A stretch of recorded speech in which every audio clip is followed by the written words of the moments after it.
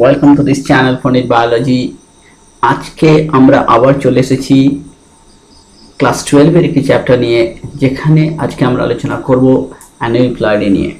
অ্যানিউপ্লয়েডি এবং জেনেটিক ডিসঅর্ডার্সগুলো কিভাবে একে অপরের সঙ্গে যুক্ত, অর্থাৎ অ্যানিউপ্লয়েডি মেয়োসিসের সময় যদি সম্পন্ন হয় তাহলে কিভাবে সেটি গ্যামেট, একটি ডিফেক্টিভ গ্যামেট তৈরি করে, একটি ত্রুটিপূর্ণ গ্যামেট তৈরি করে, এবং সেই ত্রুটিপূর্ণ গ্যামেট কিভাবে একটি সুস্থ গ্যামেটের সঙ্গে মিলিত হলে কিভাবে একটি জেনেটিক অসুখ সম্পন্নিত শিশু উৎপন্ন করে, সেগুলো আজকে আমরা দেখে নেব। অ্যানিউপ্লয়েডি কাকে বলে, অ্যানিউপ্লয়েডি কিভাবে হতে পারে, অ্যানিউপ্লয়েডি কখন এবং কিভাবে হয়, নন ডিসজাংশন কাকে বলে এবং নন ডিসজাংশনের কারণগুলো কি কি, নন ডিসজাংশন কখন হতে পারে, নন ডিসজাংশনের ফলে কোন কোন জেনেটিক ডিসঅর্ডার হতে পারে, এগুলো সব আমরা দেখব। তো প্রথমেই আমরা চলে যাই অ্যানিউপ্লয়েডিতে। অ্যানিউপ্লয়েডি হচ্ছে যে যখন মেয়োসিসের ফলে একটি ডিপ্লয়েড কোষ থেকে হ্যাপ্লয়েড মেয়োসিস উৎপন্ন হয়, তখন যদি যে গ্যামেট উৎপন্ন হচ্ছে তার মধ্যে ক্রোমোজোম সংখ্যা যা হওয়া উচিত, অর্থাৎ দেহকোষের ক্রোমোজোম সংখ্যার অর্ধেক ক্রোমোজোম সংখ্যা গ্যামেটে হওয়া উচিত, তা না হয়ে একটি বা দুটি ক্রোমোজোম বেশি বা কম হওয়া, এই ঘটনাকে বলা হয় অ্যানিউপ্লয়েডি। অ্যানিউপ্লয়েডির কারণ কি না, এখানে আমরা একটা দেখে নেব। তোমরা লক্ষ্য করে দেখো যে এক্ষেত্রে আমরা একটি উদাহরণ দিয়েছি, যেখানে একটি দেহকোষ, যেখানে এটি একটি অ্যানাফেজ 1 এর দেহকোষ দেখানো হয়েছে, যেখানে 46টি ক্রোমোজোম আছে। আমি 23টি জোড়া দেখাইনি, এক্ষেত্রে একটি এক্স ক্রোমোজোম জোড়া দেখিয়েছি, অর্থাৎ একটি ফিমেল সেল যেখানে দুটি এক্স ক্রোমোজোম আছে, এবং কি আছে না এখানে 3 জোড়া দেহ ক্রোমোজোম আছে, অটোজোম আছে, আর 1 জোড়া সেক্স ক্রোমোজোম আছে। তো অ্যানাফেজ 1 এ আমরা দেখিয়েছি যে কিভাবে সেন্ট্রোজোম থেকে মাইক্রোটিবিউলগুলো বেরিয়ে সেন্ট্রোমিয়ার রিজনের সঙ্গে যুক্ত হয়েছে, ক্রোমোজোমগুলো মাঝ বরাবর বিভাজিত হয়ে গেছে। ক্রোমোজোমগুলো এক্ষেত্রে আমরা দেখতে পাচ্ছি যে ক্রোমোজোমগুলো সব মাঝ বরাবর অলরেডি বিভাজিত হয়েছে, কারণ আমরা জানি মেয়োসিসে যখন অ্যানাফেজ সম্পন্ন হয়, অ্যানাফেজে যখন আসে তখন সে কি হয়, G1S এবং G2 দশা, এই তিনটি দশা পার করে আসে। তো এক্ষেত্রে আমরা দেখতে পাচ্ছি G1S দশায় সিনথেসিস ক্রোমোজোমগুলো মাঝ বরাবর বিভাজিত হয়ে গেছে, মাঝ বরাবর বিভাজিত হয়েছে প্রত্যেকটি ক্রোমোজোম, অর্থাৎ ক্রোমোজোমগুলো এখন বিভাজিত হয়ে ক্রোমাটিড তৈরি করে নিয়েছে। তো আমরা জানি যে অ্যানাফেজ 1 এ কি হয়, হোমোলোগাস ক্রোমোজোমগুলো পাশাপাশি অবস্থান করে, এবং অ্যানাফেজ 1 এর শেষে কি হয়, একটি কোষ দুটি কোষে রূপান্তরিত হয়। এখানে আমরা একটি কোষ দুটি কোষে রূপান্তরিত হয়েছে। কি হয়েছে না, এখানে দেহকোষে যা ক্রোমোজোম আছে তার অর্ধেক সংখ্যক ক্রোমোজোম কিন্তু এই দুটো কোষে চলে যাওয়ার কথা, এটাই স্বাভাবিক। কিন্তু এই জন্য এই ঘটনাকে রাসবিভাজন বলা হয়, মেয়োসিস 1 কে। এবং এর পরবর্তী দশায় আমরা দেখব অ্যানাফেজ 2 সম্পন্ন হবে, তখন ক্রোমোজোম সংখ্যা কিন্তু আর অর্ধেক হবে না, এই কোষে ক্রোমোজোম সংখ্যা যা আছে পরবর্তী কোষগুলোতে তাই থাকবে, অর্থাৎ প্রথম রাসবিভাজন আমরা জানি মেয়োসিস 1। তো এক্ষেত্রে কি হয়েছে দেখো, এক্ষেত্রে কেন ক্রোমোজোম সংখ্যা হ্রাস পেল বা বৃদ্ধি পেল গ্যামেটের মধ্যে স্বাভাবিকের চেয়ে বেশি, তার একটা কারণ, প্রধান কারণ হচ্ছে যে এই যে সেন্ট্রোজোম থেকে যে মাইক্রোটিবিউলগুলো নির্গত হয়েছে সেগুলো কার সঙ্গে যুক্ত, সেন্ট্রোমিয়ারের সঙ্গে যুক্ত হওয়ার কথা, কিন্তু ত্রুটিপূর্ণ কোষ বিভাজনের কারণে এরা সরাসরি সেন্ট্রোমিয়ারের সঙ্গে কখনো কখনো কোনো একটি ক্রোমোজোমের ক্ষেত্রে লাল বর্ডার দেওয়া একটি ক্রোমোজোম আছে, দেখো হোমোলোগাস ক্রোমোজোমের একটি পার্ট, এর হোমোলোগাস পার্ট, সেক্ষেত্রে কিন্তু কোনো সেন্ট্রোমিয়ারের সঙ্গে, কোনো মাইক্রোটিবিউল এর সঙ্গে সেন্ট্রোমিয়ারের সঙ্গে যুক্ত হয়নি, তাহলে ক্রোমোজোমটা ছাড়া পড়ে গেল। এবারে ছাড়া পড়া ক্রোমোজোমটার ভবিষ্যৎ কি হতে পারে, তাহলে আমরা দেখে নেই যে এক্ষেত্রে আমরা জানি পরবর্তী পর্যায়ে হচ্ছে দুটো কোষ উৎপন্ন হবে, অর্থাৎ এখান থেকে একটি লাল ক্রোমোজোম একটি মাঝ বরাবর বিভাজিত হয়ে এই সমস্ত কোষ, এবং এই যে কোষটি ছাড়া পড়ে গেল, এই ক্রোমোজোমটি ছাড়া পড়ে গেল, এই ক্রোমোজোমটি এই কোষের মধ্যে চলে যেতে পারে, অর্থাৎ এদের সঙ্গে চলে যেতে পারে, আবার এদের সঙ্গে থেকে যেতে পারে, আবার এদের দুজনের কারোর সঙ্গে নাও যেতে পারে। তো এক্ষেত্রে আমরা দেখিয়েছি যে এক্ষেত্রে যে দুটি কোষ উৎপন্ন হলো সেখানে এই ক্রোমোজোমটা একদিকে থাকলো এবং একটা এক্সট্রা ক্রোমোজোম এর মধ্যে ঢুকে গেল। এর কারণ কি, কারণ এই যে বললাম যে মাইক্রোটিবিউলগুলো সঠিকভাবে এর সঙ্গে যুক্ত হয়নি, বা যে স্পিন্ডল তন্তুগুলো সঠিকভাবে যুক্ত হয়নি, যার জন্য ক্রোমোজোমটা ছাড়া পড়ে গেছে। এই ছাড়া পড়া ক্রোমোজোম কিন্তু এখন দেহকোষ, এই এই ক্ষেত্রে NFH2 এই দশায় থাকা কোষের মধ্যে অবস্থান করছে। অর্থাৎ প্রথম কোষ বিভাজন হয়ে কি হলো, দুটো অর্ধসংখ্যক ক্রোমোজোমযুক্ত কোষ উৎপন্ন হয়েছে। এবার এই অর্ধসংখ্যক ক্রোমোজোমযুক্ত কোষগুলোর মধ্যে যে ক্রোমোজোমগুলো রয়েছে তারা আবার সঠিকভাবে বিভাজন যদি হয়, ধরে নিই যে তাদের প্রত্যেকের সঙ্গে স্পিন্ডল তন্তু যুক্ত হয়েছে, কিন্তু কোনো ক্ষেত্রে কিন্তু আবার স্পিন্ডল তন্তু কোনো একটি ক্ষেত্রে যুক্ত নাও হতে পারে।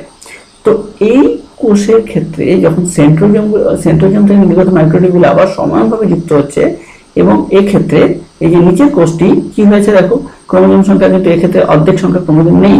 এক্ষেত্রে এই কোষের অর্ধেক সংখ্যক ক্রোমোজোম মানে একটি এক্স ক্রোমোজোম অবশ্যই থাকবে, একটি এক্স ক্রোমোজোম থাকবে, আর সঙ্গে কি থাকবে, একটি এক্স ক্রোমোজোম আছে এখানেও আছে, সঙ্গে এর অর্ধ সংখ্যক, এক্ষেত্রে এর অর্থ কি রয়েছে, এক্ষেত্রে 6টি ক্রোমোজোম রয়েছে, তার 3টি ক্রোমোজোম থাকবে। তাহলে এখানে 2টি ক্রোমোজোম আছে, একটি ক্রোমোজোম কিন্তু নেই। আর এক্ষেত্রে 3টি ক্রোমোজোম থাকার কথা, একটি ক্রোমোজোম বেশি আছে। এই যে একটি ক্রোমোজোম এখানে চলে গেছে, এর ফলে কি হয়েছে, এর ফলে এখান থেকে যে দুটো গ্যামেট উৎপন্ন হবে এই কোষ থেকে, সেক্ষেত্রে একটি এক্স ক্রোমোজোম কম থাকবে।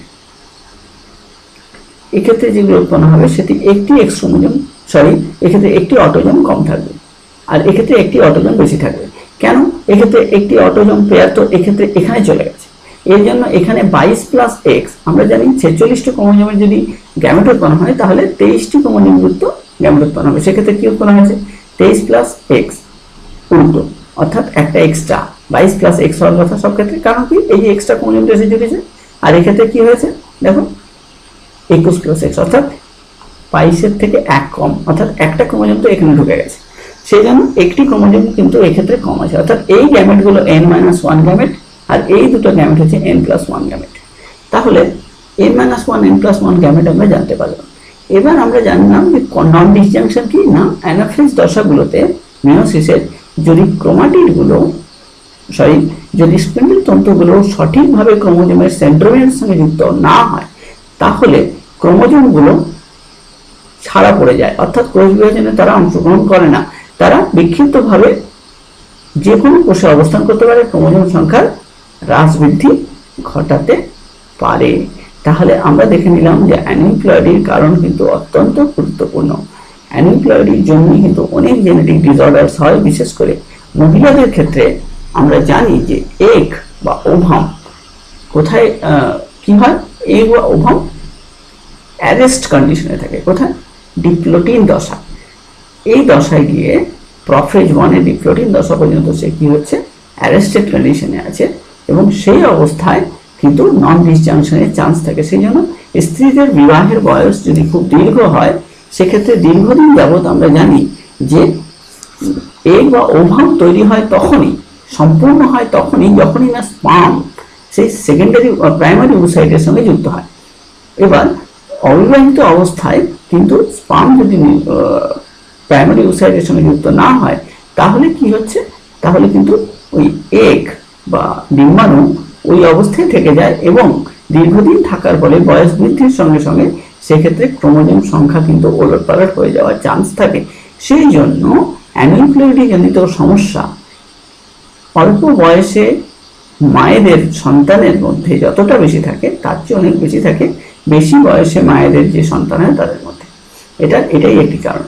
এবার আমরা দেখি যে অ্যানাফেজ 1 দশায় নন ডিসজাংশন হলো। এক্ষেত্রে আমরা যদি দেখি অ্যানাফেজ 2-তে গিয়ে নন ডিসজাংশন হয়, তখন কি হবে, আমরা এক্ষেত্রে দেখে নেবো অ্যানাফেজ 1 ঠিক আছে, অর্থাৎ এক্ষেত্রে 3 জোড়া ক্রোমোজোম, আমরা 3-কে 23ও ধরতে পারি, 22 জোড়া ক্রোমোজোম ধরতে পারি, 1 জোড়া এক্স ক্রোমোজোম আছে, সেক্স ক্রোমোজোম। তো এই সেক্স ক্রোমোজোম কোনো সমস্যা নেই, এক্ষেত্রে কোনো সমস্যা নেই। অর্ধসংখ্যক দেখো, প্রথম মিয়োসিস বিভাজন সুসম্পন্ন হয়েছে ঠিকভাবে। এখানে অর্ধসংখ্যক ক্রোমোজোম 3টি অটোজোম, একটি এক্স ক্রোমোজোম, 3টি অটোজোম, একটি এক্স ক্রোমোজোম। কিন্তু সমস্যা হয়েছে দ্বিতীয় মেয়োটিক বিভাজনের সময়। এক্ষেত্রে একটি এক্স ক্রোমোজোম একটি অটোজোমের সঙ্গে কি যুক্ত হয়, স্পিন্ডল তন্তু যুক্ত হয়। এর ফলে এই স্পিন্ডল তন্তু, এই ক্রোমোজোমটি কিন্তু কি হয়েছে, গন্ডগোলে হয়ে যাবে, অর্থাৎ এ আর সঠিকভাবে গ্যামেটের মধ্যে প্রবেশ করবে না, কখনো বেশি কখনো কম। এই ঘটনার জন্য এর থেকে উৎপন্ন যে দুটো গ্যামেট উৎপন্ন হবে সেক্ষেত্রেই এফেক্টেড হবে।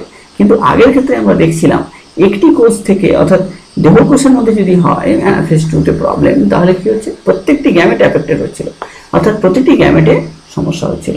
কিন্তু অ্যানাফেজ 2-তে শুধুমাত্র ওই পার্টিকুলার সেল থেকে, ওই কোষ থেকে উৎপন্ন যে দুটি শুক্রাণু আছে, সেক্ষেত্রে ক্রোমোজোম সংখ্যার হ্রাস বৃদ্ধি হবে। যেমন এক্ষেত্রে বৃদ্ধি হয়েছে n+1। আচ্ছা, কিন্তু এক্ষেত্রে আবার সঠিক আছে, এক্ষেত্রে আবার ঠিক আছে 22+x অর্থাৎ 23 নম্বর ক্রোমোজোম। এবার আমরা দেখে নেব যে কিভাবে নন ডিসজাংশনের ফলে যে শুক্রাণু এবং ডিম্বাণু উৎপন্ন হচ্ছে তার মধ্যে কি সমস্যা হচ্ছে।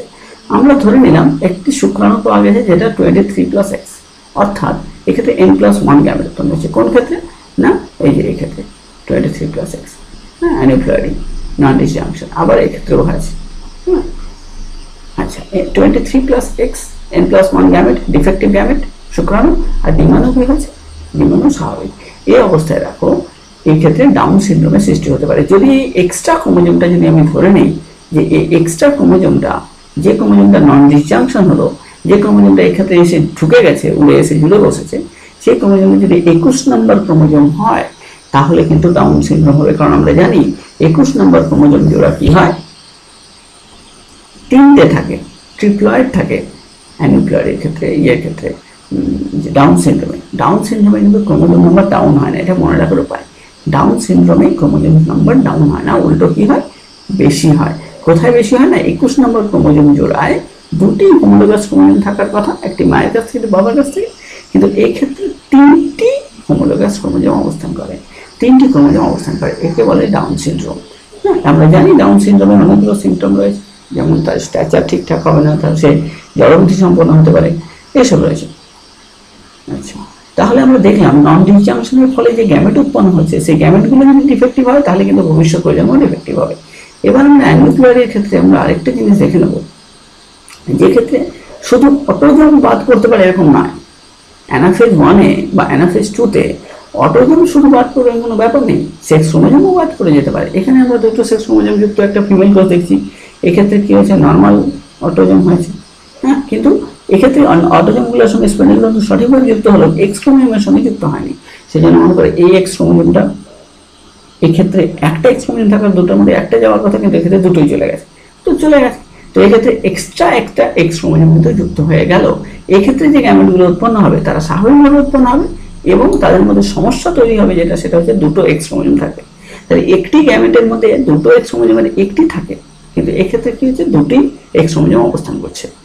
এক্ষেত্রে কোনো সমস্যা, আরেকটি উল্টো সমস্যা হয়েছে। এক্ষেত্রে কি হয়েছে, যে একটি এক্স ক্রোমোজোম এক্ষেত্রে চলে গেছে, হ্যাঁ, এক্ষেত্রে একটি এক্স ক্রোমোজোম স্পেন্ডেল তন্তুর সঙ্গে যুক্ত না হওয়ার জন্য কি হয়েছে, যে কোনো একটি কোষের মধ্যে প্রবেশ করেছে। আর এক্ষেত্রে কি হয়েছে, এই জোড়াটা, এই এক্স ক্রোমোজোম জোড়াটা এখানে না থাকার জন্য এখানে একটা শূন্যতা সৃষ্টি হচ্ছে। ঠিক এক্ষেত্রে ক্রোমোজোম সংখ্যা কিন্তু গ্যামেটের মধ্যে n-1 হবে। তাহলে n+1 আবার n-1 দুটোই কিন্তু ভয়ানক। তো আজকে আমরা দেখে নেব কিভাবে n+1 আর n-1 এর মধ্যে সমস্যা তৈরি হচ্ছে। দেখো, এক্ষেত্রে নন ডিসজাংশন হয়েছে কোথায়, এক্স ক্রোমোজোম লেভেল, অর্থাৎ এক্স ক্রোমোজোমের সংখ্যা কি হয়েছে, এক্স ক্রোমোজোমের সঙ্গে সঠিকভাবে যুক্ত হতে পারেনি স্পেন্ডেল তন্তু, একে নন ডিসজাংশন মানে। আচ্ছা, এবার আমরা দেখছি এর ফলে কি উৎপন্ন হয়েছে, এক্ষেত্রে দু রকমের গ্যামেট উৎপন্ন হয়। ওই সেই ডিফেক্টিভ গ্যামেট, এক্ষেত্রে স্বাভাবিক গ্যামেট উৎপন্ন হয়েছে। এক্ষেত্রে স্বাভাবিক গ্যামেট 22টি অটোজোম আর দুটি স্বাভাবিক কি করে হলো, এক্ষেত্রে দুটি, একটি এক্স ক্রোমোজোম আছে, বেশি আছে, আর এক্ষেত্রে এক্স ক্রোমোজোম নেই। তাহলে এইরকম যদি হয়, যে ক্ষেত্রে এক্স ক্রোমোজোম বেশি আছে ডিম্বাণুর মধ্যে 22+XX আর 22+Y, তাহলে এক্ষেত্রে কি হবে, XX+Y 44+XXY। এই অসুখটা ক্লাইনফেল্টার সিনড্রোম। অর্থাৎ ক্লাইনফেল্টার সিনড্রোমে দুটি এক্স ক্রোমোজোম অবস্থান করে, একটি ওয়াই ক্রোমোজোম অবস্থান করে, দুটোর মধ্যে একটি কিন্তু বারবারি। অর্থাৎ এক্ষেত্রে বারবারির সংখ্যা কিন্তু একটি, অর্থাৎ 44টি অটোজোম XXY, দুটি এক্স ক্রোমোজোমের মধ্যে একটি এক্স ক্রোমোজোম কি হবে, বারবারি অবস্থান করবে। অর্থাৎ এই ক্লাইনফেল্টার সিনড্রোম, এই ফিমেল নাম মেল, এ কিন্তু বোধ বৈশিষ্ট্য বহন করবে। এটা ফিমেল, দুটো এক্স আছে, কিন্তু একটা ওয়াই ক্রোমোজোম আছে, সেই জন্য ফিমেল হয়ে মেলের মতো আচরণ করছে। এটা হচ্ছে ক্লাইনফেল্টার সিনড্রোম। কিছু সেকেন্ডারি সেক্স অর্গানও ডেভেলপ হয়, সেকেন্ডারি সেক্সুয়াল ক্যারেক্টারও ফিমেলদের মতো হয়, আবার মেলদের মতো হয়। এবার আমরা দেখে নেব, যদি স্পার্মের মধ্যে এক স্বাভাবিক ঘটনা ঘটে, স্বাভাবিক স্পার্ম থাকে, আর যদি একটাতে এরকম ঘটনা ঘটে, অর্থাৎ একটি টোটাল এক্স ক্রোমোজোম পেয়ারই অ্যাবসেন্ট, তাহলে কি টাইপের গ্যামেট উৎপন্ন হবে, 22+0। তাহলে 22+0 এই টাইপের একটা গ্যামেট, আর 22+X নর্মাল গ্যামেট। এর ফলে কি হচ্ছে, 44 একে 45 নম্বরের ক্রোমোজোম উৎপন্ন হচ্ছে। 45 নম্বরের ক্রোমোজোম উৎপন্ন হচ্ছে, সেখানে কোনো সমস্যা নেই। সমস্যা হচ্ছে দুটো এক্স ক্রোমোজোমের একটি এক্স ক্রোমোজোম কি হচ্ছে, অ্যাবসেন্ট। এর ফলে টার্নার সিনড্রোম হয়। এই টার্নার সিনড্রোমও কিন্তু একটা বড় জেনেটিক ডিসঅর্ডার্স। তাহলে আমরা দেখলাম যে কিভাবে নন ডিসজাংশনের ফলে গ্যামেটগুলোতে ক্রোমোজোম সংখ্যা প্রথমে উল্টাপাল্টা হয়, তারপরে সেটা গিয়ে মিলিত হয়ে বিভিন্ন অসুখ তৈরি করে, ক্লাইনফেল্টার, টার্নার সিনড্রোম, ডাউন সিনড্রোম, এই সমস্ত কিছু। তাহলে এগুলো কিন্তু ভালোভাবে মনে রাখতে হবে। Thank you.